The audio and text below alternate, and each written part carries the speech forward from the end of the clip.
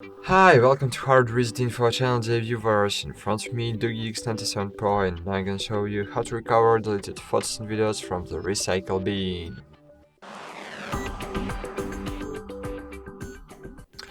So, in front of me, as you can see, this device, and now I have opened the Google Photos application, and I have removed one photo from the gallery. And how to recover it? To do it, you just need to open the library, and in library, just click trash, open the trash bin, and here I have recently removed photos. So if you have enabled the Google Backup, so your photos and videos will be stored here in the trash bin during 60 days, but if you don't have recycle bin feature enabled, your photos and videos will be stored here during 30 days only. So I will restore one photo, for example.